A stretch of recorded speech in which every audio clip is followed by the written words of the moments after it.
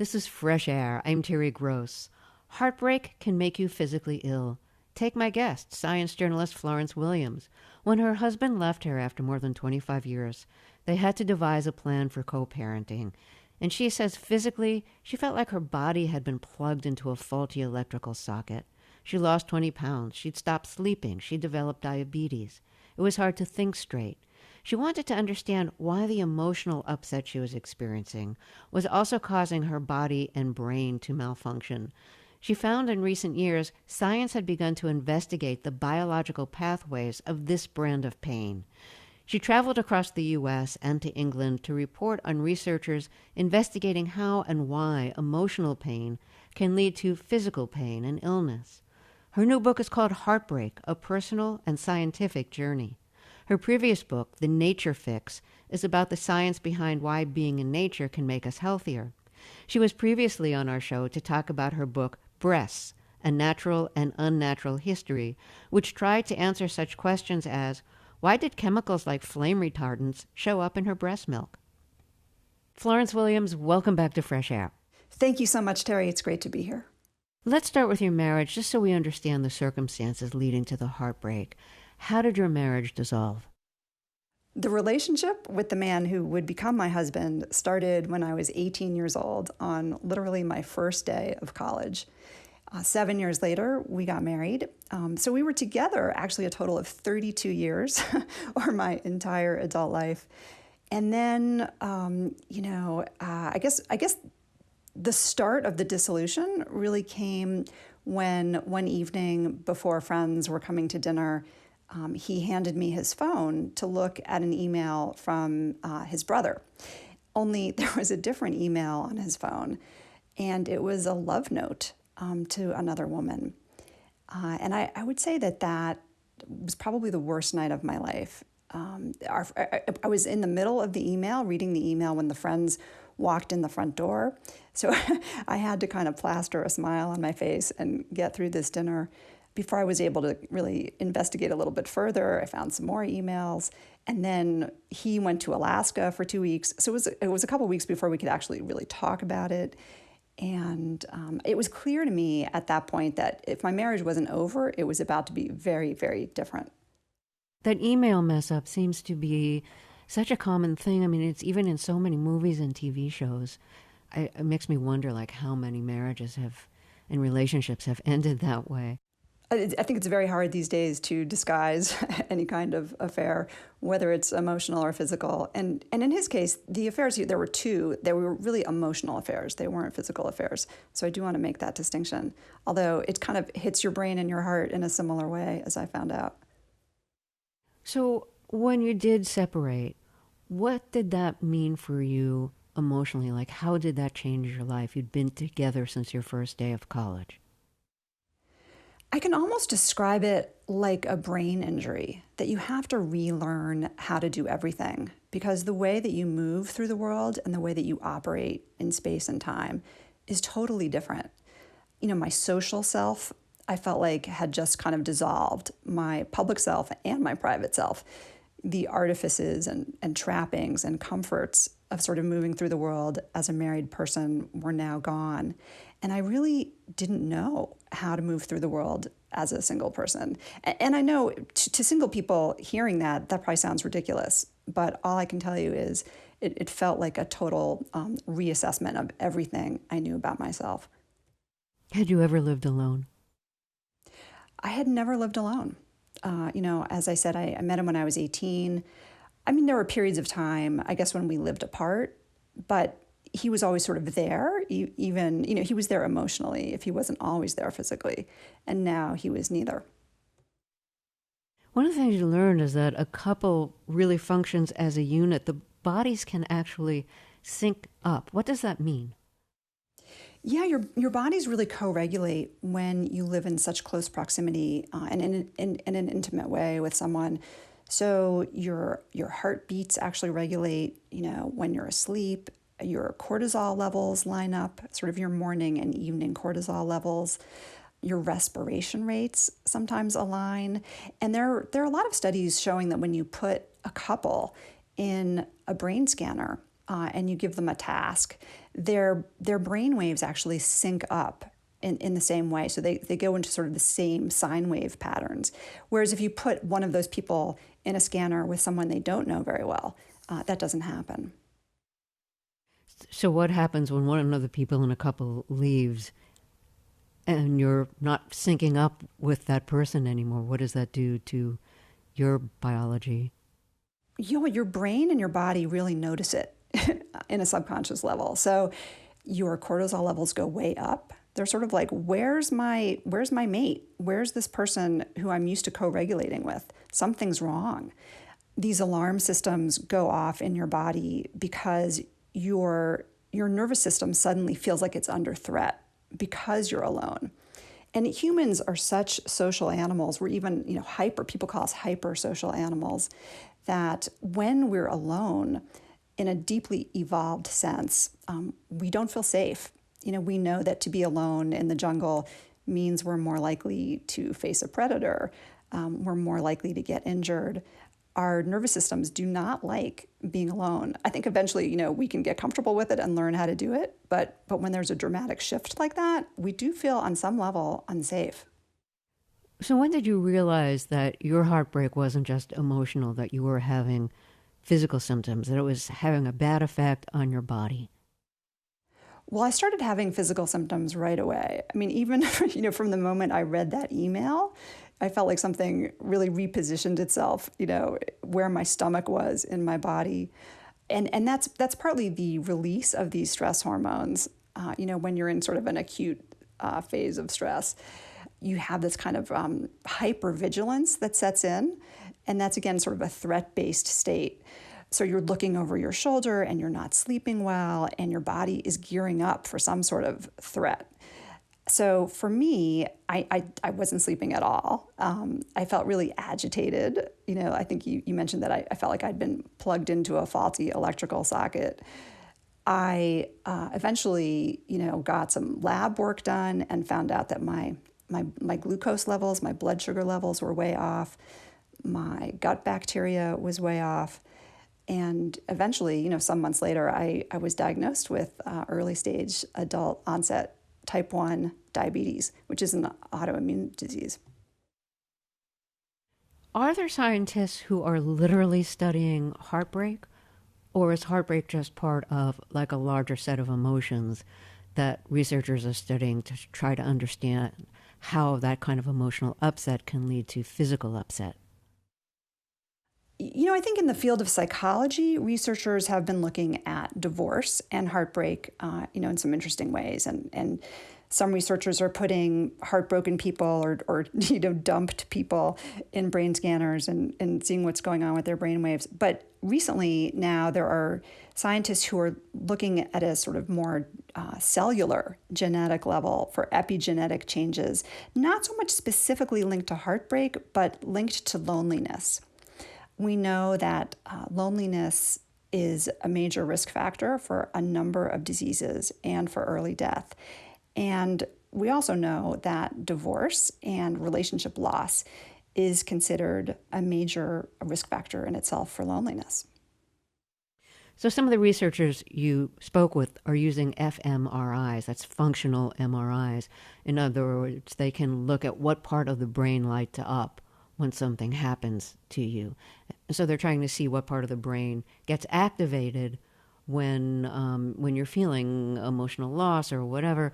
So tell us about one of those fMRI studies that you found especially interesting and relevant. So pretty early on, after my own separation, I was fortunate to run into biological anthropologist Helen Fisher. And in 2011, she did some really interesting studies in an MRI looking at the brains of people who had been dumped by their partners. And what she found was that parts of the brain were activated that are associated with addiction and craving because people were still yearning for and missing their lost partners. And since then, other researchers in MRI studies have found that the social pain of heartbreak lines up somewhat closely with parts of the brain that process physical pain, showing that social pain is taken as seriously in our brains as physical pain, produces all kinds of signals that change our behavior. And perhaps in some ways, there's an evolutionary reason for this, reason for why we feel heartbreak so carefully and so intensely. And the brain studies are really backing that up. There are studies of the neurotransmitters that are released when you fall in love and feel real good compared to the ones that are released when a relationship ends and you feel really bad. Can you talk about that a little bit? Yeah, Helen Fisher loves to talk about falling in love. And she mentions the amazing sort of rush we get from the dopamine of, flirting with someone, making connections with someone. And then, of course, the oxytocin that's released when we have a physical relationship with them or when we touch them or even look deeply into their eyes. Women especially tend to release a lot of oxytocin. Men release vasopressin, which is a hormone associated with mate guarding and home building and sort of emotional commitment. When that love disappears, there's a flood of stress hormones. These drive this feeling of, adrenaline and sort of that amplifier feeling of being really plugged in. And there's this sudden drop in serotonin and in dopamine that leaves us feeling really empty and flat and missing the rush of love. So the neurotransmitters that help make you feel good are decreased and the ones that make you feel bad are increased. Is that... That's right. And one of the most interesting things I learned about this is that when we fall in love, the parts of our brains that produce stress hormones, the sort of machinery for making those stress hormones, actually increase. So it's almost like the guns are loading. They're sort of ready to release stress hormones when we fall in love, which is weird. Like, why would the brain make more machinery to feel stress? And it may be because it's there for heartbreak, so that when our partner leaves or sort of disappears, we get so agitated that we're motivated to go find them or to feel so grateful when they come back. And this is, not just in humans, but this is in other mammals as well. So in a weird way, it's like falling in love sort of changes your brain and it puts a loaded gun to your head. It's almost getting ready for heartbreak. As part of your research on the connection between emotional and physical pain, you had blood tests, but it sounds like they weren't like ordinary blood tests. They were molecular blood tests. What does that mean? One of the most interesting conversations I had early on was with a neurogeneticist named Stephen Cole, who works at UCLA. He's become a specialist in how our immune systems react to our social state. So he told me about these studies that he did a long time ago, looking at gay men with HIV. And these were really eye-opening studies because what they showed was that the men who felt like they had less social support actually advanced to full-blown AIDS much earlier, and they died earlier than the men who felt like they did have social support. And then he started studying healthy people who identified as being lonely, again, to sort of figure out why was it that lonely people seemed to die earlier and suffer from more chronic diseases. And he found changes in a set of genes, and specifically in the transcription factors in these genes, that prepare their immune systems to respond to certain kinds of threats and not to respond to other kinds of threats. And it's a very long story, but basically the gist of it is that when we feel alone and sort of abandoned, our bodies are gearing up for some kind of threat, for example, a predator or an injury. And so our bodies respond to that by producing more inflammation and immune cells that produce inflammation. And at the same time, they downregulate cells that, for example, fight viruses, because we're no longer living in groups where viruses are spread, but we're alone and more likely perhaps to get a flesh wound where we'll need the inflammation. But unfortunately, that is not a very helpful response when you're living in a modern society where there still are lots of viruses and where we actually can suffer from the chronic inflammation if it keeps happening, if we feel lonely over time.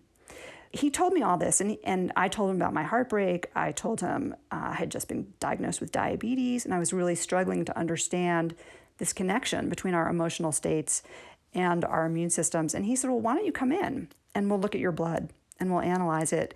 And then you can come back, come back 6 months after that and come back 6 months after that. And we'll see if your immune system really is responding to your heartbreak. That was an invitation I couldn't refuse. And that's what we did. So the first time you tested your immune system, what results did you get, and how did that compare to subsequent tests? The first test we did was, I think it was about 5 months after my split. The way he described it to me at that point was, yes, I did have a lot of inflammation showing up in my immune cells and in the transcription factors that govern the way those genes turn off and on. And I seem to also have some downregulation in those antiviral cells. He said to me, your transcription factors do look like those of a lonely person. And then I went on a big river trip. Having written the book, The Nature Fix, I thought, well, nature was really going to help me feel better. It's really going to clean up my leukocytes, my white blood cells. So we did another test after I got off of that river trip. And then we did another sample about 6 months after that. And the big disappointment for me was that after the river trip, which I was hoping would be this sort of great heartbreak cure, my cells looked just as bad, pretty much. There wasn't a lot of change in terms of the way my body felt like it was in a threat-based state. And so that was disappointing. But, by the final time point, after I had done a lot of other things, in addition to just hanging out in nature, there finally was actually some real change. And that was wonderful to see. That river trip you mentioned, that was an incredibly stressful trip. It was. You went by yourself. It was a very rugged trip. You ran into a lot of problems, all kinds of problems along the way. And a friend of yours said to you, I think you made a mistake. You did the kind of like macho kind of nature thing as opposed to like the peaceful, beautiful nature thing. So do you think that you actually created more stress with that trip? Yeah, I think, in retrospect, I probably didn't game that one very well. What I did was I wanted to do something dramatic. I had, I had written in my book, The Nature Fix, that 3 days in nature can really change your brain and, improve your creativity and help you set life goals, change your self-concept, all this stuff. So then I thought, well, this is a really big problem I'm having, my heartbreak. I don't need 3 days. I need 30 days. Let's just go for 30 days. So I found a river that I could spend 30 days on. It was the Green River in Utah. It's a really beautiful, beautiful river. And so for about 2 weeks of that trip, I did it with friends and family members. My siblings were there. My kids came along on various parts of it. That part of the trip was really fun. But then I wanted to do this solo. I felt like I needed to learn how to be alone. Didn't know how to be alone. I needed to make myself do it so I could be less afraid of it. I wanted to learn how to access bravery. I wanted to sort of feel like I was creating a new story for myself, where I was literally paddling my own boat. And so, the metaphors just seemed to line up perfectly with doing this kind of solo trip. Unfortunately, what I wasn't taking into consideration is that when you're alone in the wilderness, you're not super relaxed. It's not a calm state. Yes, you can access bravery. Yes, you can learn how to be alone. Yes, you can do some deep thinking, but you're so hyper aware of your surroundings, you can't make a mistake. You can't tie your boat in badly at night. You can't, step on a thorn and, get an infection. You have to just pay attention to everything around you and check off all these lists all day long, so that you don't screw it up. And that's not a relaxing state. So in terms of, how my body, how my immune cells were responding to feelings of threat, they really weren't going to change. Yeah, it sounds like instead of vigilance about your pain, your emotional pain, the vigilance was transferred to how to survive this trip. Exactly. If heartbreak is sort of the metaphor of, feeling alone and unsafe, being in the wilderness is actually being alone and unsafe. Good work. Good work, Florence. Let's take another break here, and then we'll talk some more. If you're just joining us, my guest is Florence Williams. She's a science journalist, and her new book is called Heartbreak, A Personal and Scientific Journey. We'll be right back after a short break. I'm Terry Gross, and this is Fresh Air. Let's get back to my interview with science journalist Florence Williams. When her marriage broke up after 25 years, she was heartbroken. The emotional pain also registered in her body as physical upset. She lost weight, couldn't sleep, her pancreas stopped working right. She wanted to understand why and how emotional devastation can mess up your mind and body. That led her to travel around the U.S., finding researchers investigating those connections. This wasn't just science journalism for her. It was an attempt to find ways she might recover from her devastating divorce. Her new book is called Heartbreak, A Personal and Scientific Journey. You know, your book is called Heartbreak. The expression we use is it's a broken heart. There's literally a heart disease that seems to be caused frequently, not always, by heartbreak or emotional trauma of one sort or another. It could be a tornado. It could be a divorce. The disease, I don't even know exactly how to pronounce it. So Takotsubo disease, is that? Yes, Takotsubo cardiomyopathy. Okay. What is it? Yeah, you know, we used to think that heartbreak was just a metaphor, but people started noticing after a big earthquake in Japan that a lot of people were coming into the hospital with heart attacks. And these weren't people who had risk factors for heart attacks. They didn't have any blocked arteries. When their hearts were imaged, there were no signs of blockages or plaque breaking free. There was something about the traumatic event of that earthquake that released so many stress hormones that people's hearts actually kind of were stunned.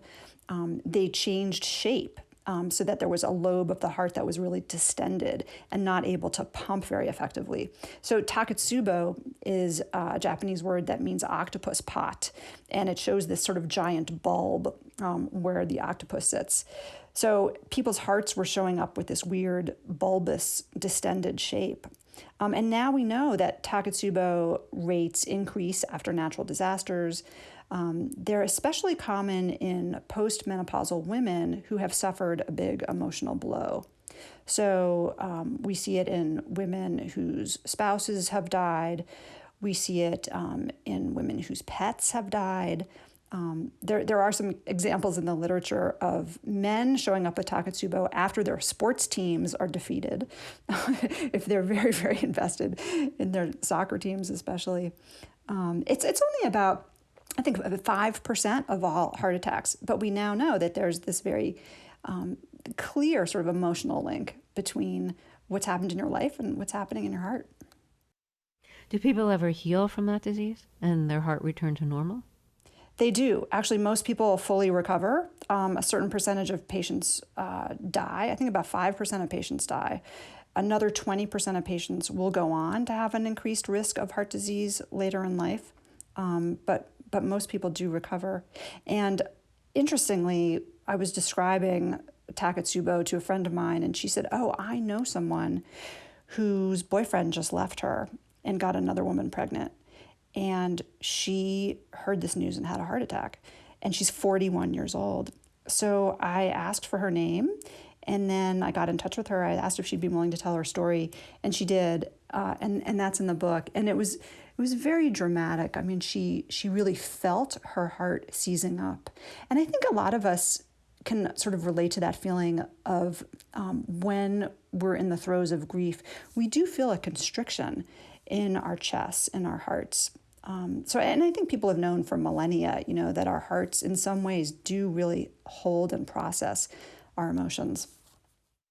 You tried psychotherapy too. Was that helpful? It's not about, blood tests or anything like empirical. It's not about imaging your brain. It's about, talking through and trying to understand yourself. It was so helpful. My therapist was terrific. She validated, what I was experiencing. She validated my feelings. And she was really good about sort of calling my bluff, when I was feeling like I was a loser, and no one would ever love me again. And, My self-esteem was so bottomed out, which is also a downstream effect of being rejected by love.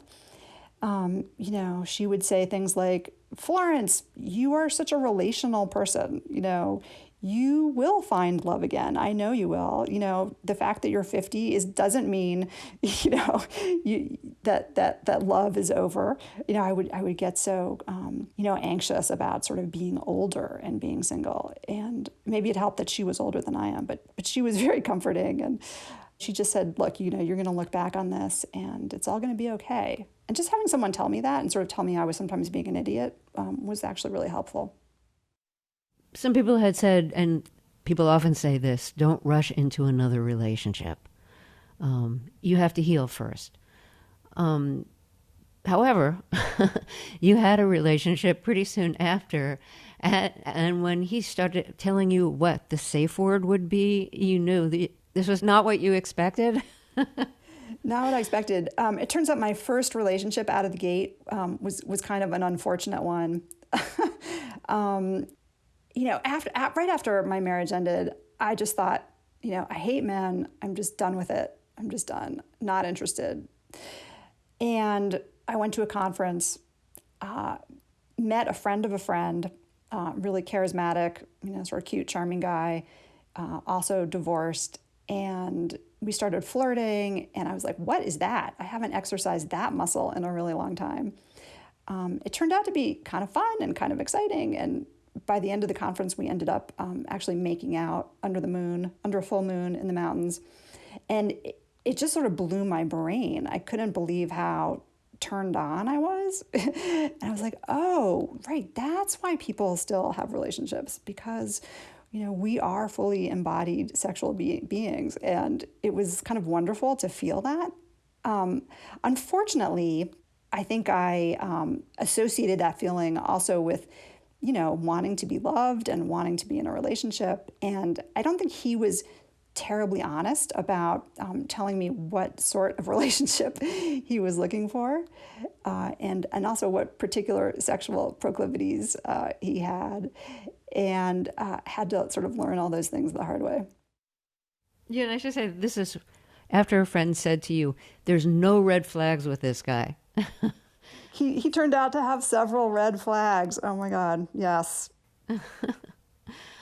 Let's take another break here.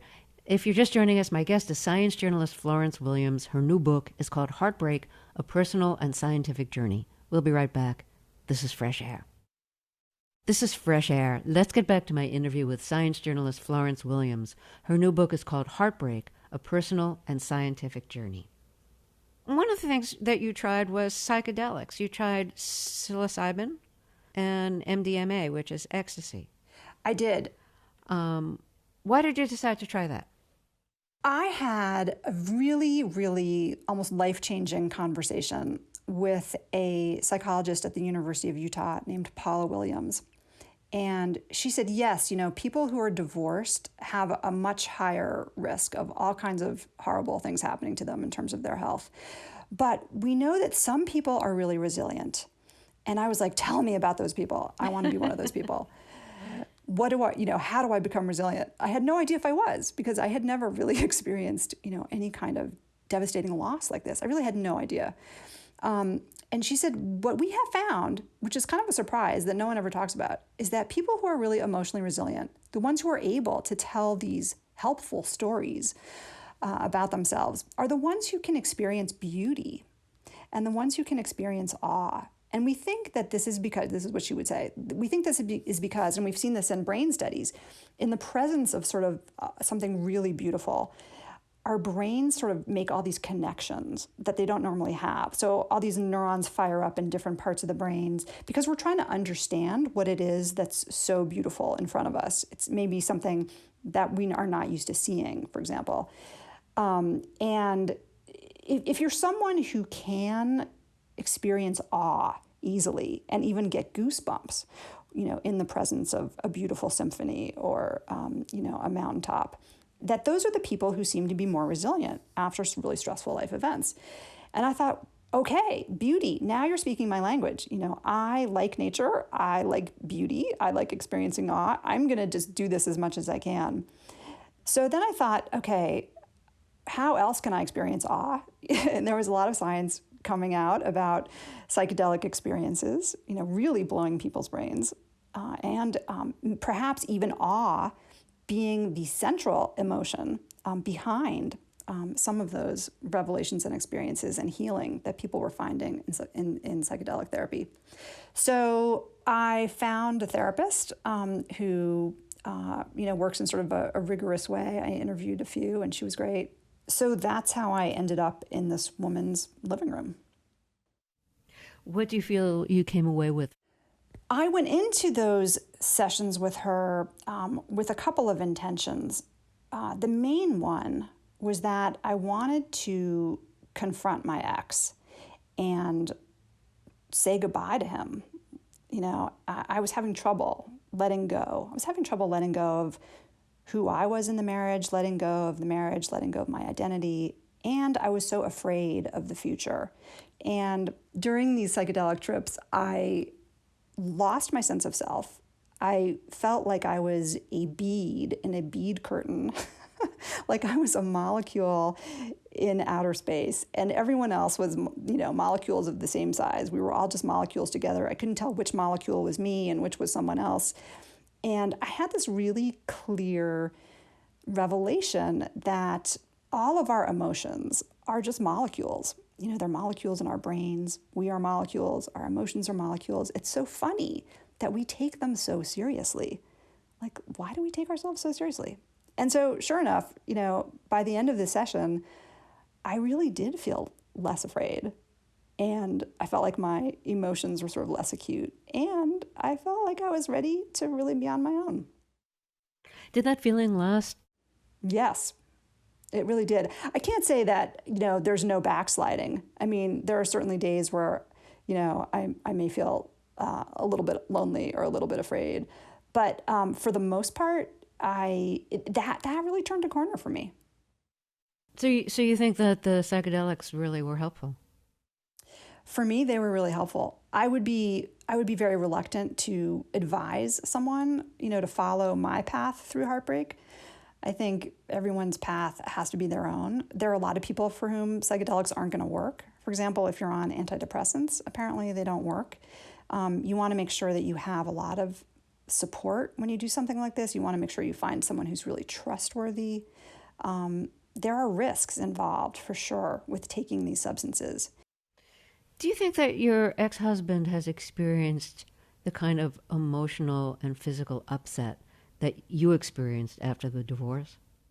No, not at all. And that's so irritating. I talked to Helen Fisher. I talked to Helen Fisher about this, and I was like, it's such a pain in the neck, all the things you're telling me to do, tell my own story, I was like, what happens to the person who does the leaving? What happens to the dumper? Does he just skate away? Is he just relieved to be done with you and ready to move on and never looking back? And she said, really, we don't know. We haven't studied the dumpers, as much as we've studied the dumpies. Certainly, I think there is a lot of emotional upset also, involved with splitting up your family. And there's probably a lot of guilt. My ex-husband actually read a draft of my book pretty early on. I didn't want him to be surprised by it, and I wanted to give him an opportunity to make some changes. And it was only after he read it that he said, wow, I really didn't know how hard this was for you, and I'm really sorry. What was it like to hear that?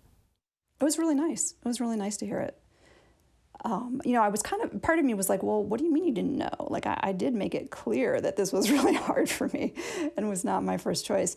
But, I think in these kinds of life decisions like divorces, people hear what they want to hear, and they hear truths that are convenient to their decision.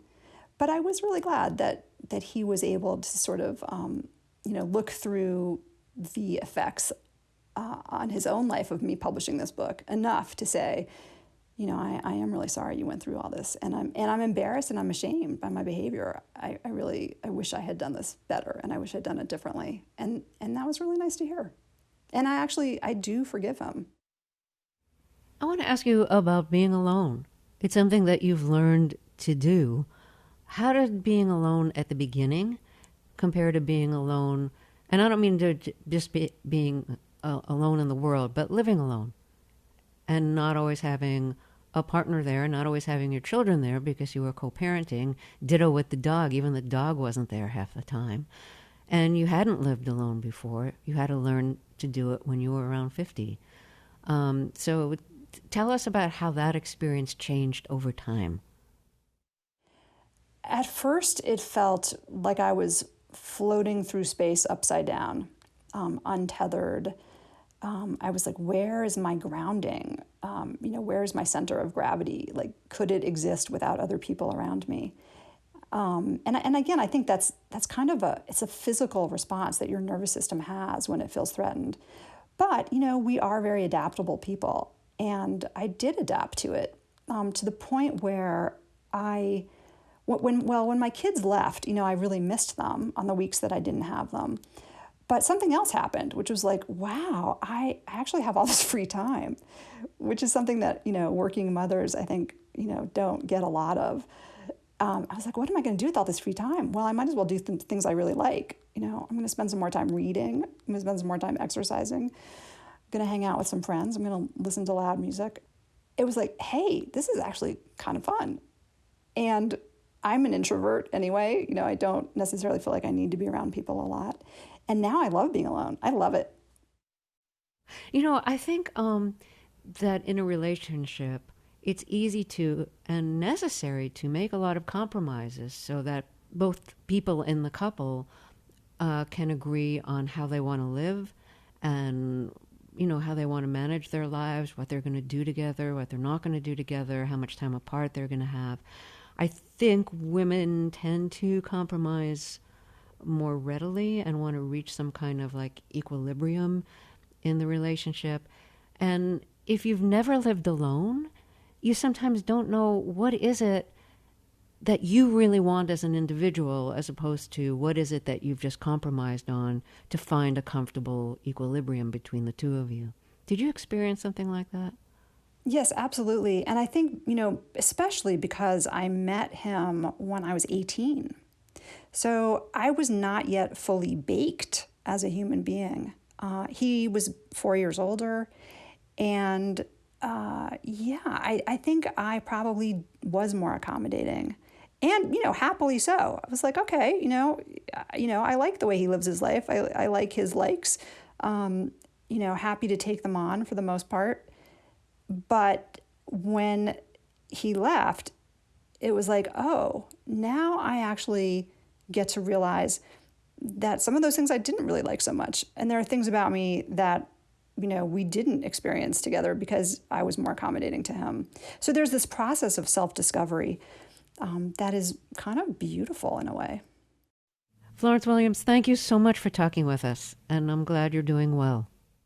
Thank you so much. It's been such a pleasure to be here.